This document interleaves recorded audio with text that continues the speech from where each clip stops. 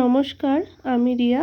আমার চ্যানেলে নতুন রেসিপিতে সবাইকে স্বাগত জানাই। আশা করি সবাই ভালো আছো, আমিও ভালো আছি। আর আজকে আমি তোমাদেরকে শেয়ার করতে চলেছি আলু ফুলকপি দিয়ে মাছের পাতলা ঝোলের একটা রেসিপি। তার জন্য এখানে আমি মাছ নিয়ে নিয়েছি, আর মাছগুলো প্রথমে খুব ভালো করে ধুয়ে নিয়েছি। নিয়ে এখানে লবণ আর হলুদ দিয়ে মাছটাকে খুব ভালো করে কিন্তু মেখে নেব।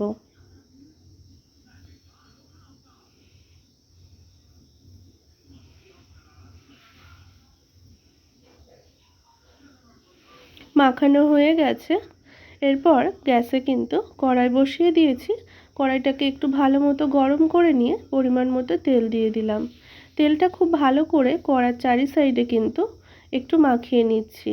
আর তেলটা ভীষণ ভালো করে গরম করে নিতে হবে, যেহেতু মাছ ভাজা করব সেই জন্য। আর সামান্য একটু লবণ দিয়েছিলাম। এতে কিন্তু মাছ যখন ভাজা হয় তখন কিন্তু খুব সহজে উল্টানো যায় বা উল্টে যায় আর কি। না হলে না অনেক সময় হয় যে কড়া থেকে কিন্তু মাছটা সহজে ওঠানো যায় না, আর লবণটা দেওয়ার কারণে কিন্তু সেই সমস্যাটা হয় না। সেই জন্য একটু লবণ দিয়েছিলাম। মাছ এদিকে ভাজা কিন্তু হয়ে গেছে। এরপর মাছগুলোকে তুলে নিচ্ছি, আর একটু লাল করেই কিন্তু ভেজে নিয়েছি মাছগুলো। তুলে নেওয়া হয়ে গেছে। সব মাছ এখানে আমি ভেজে নিয়েছি। এরপর কড়াইয়ে যে তেলটা ছিল ওই তেলের মধ্যে গোটা জিরে ফোড়নে দিলাম, আর তারপর কিন্তু আলুগুলো দিয়ে দিয়েছি। আলুগুলোকে একটু লাল করে ভেজে তুলে নিয়েছি। আর তারপর ওই বাকি তেলের মধ্যে দিয়ে দিলাম কুচানো পেঁয়াজ এবং লঙ্কা আর টমেটো। সামান্য একটু লবণ দিলাম। খুব ভালো করে একটু ভেজে নেব। আর লবণ দেওয়ার কারণে টমেটো এবং পেঁয়াজ খুব তাড়াতাড়ি কিন্তু নরম হয়ে যাবে। খুব ভালো করে ভাজা ভাজা হয়ে গেছে। এরপর এখানে আমি 1 চামচ মতো জিরে গুঁড়ো দিলাম, আর দিয়ে দিলাম হাফ চামচ একটু গোলমরিচ গুঁড়ো। খুব ভালো করে কিন্তু আমি নেড়ে নিচ্ছি কড়াইয়ের মধ্যে।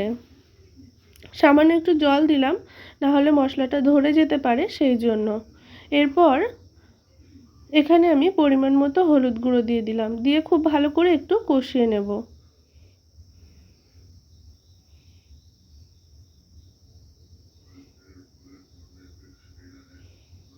কষিয়ে নেওয়া হয়ে গেছে। এরপর আমি আলু আর ফুলকপি দিয়ে দিলাম।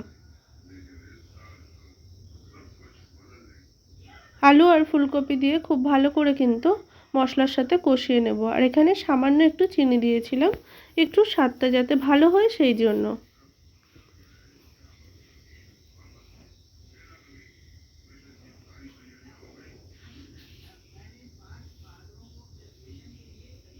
কষিয়ে নেওয়া হয়ে গেছে ভালো মতো। এরপর এখানে পরিমাণ মতো জল দিয়ে দিলাম। খুব ভালো করে কিন্তু নেড়ে নিচ্ছি।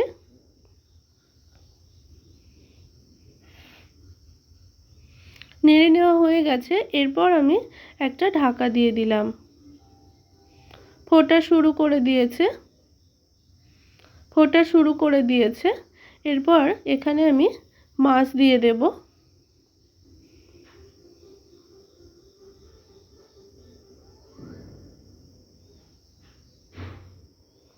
মাছগুলো দিয়ে খুব ভালো করে কিন্তু আবারও নেড়ে চেড়ে দিচ্ছি।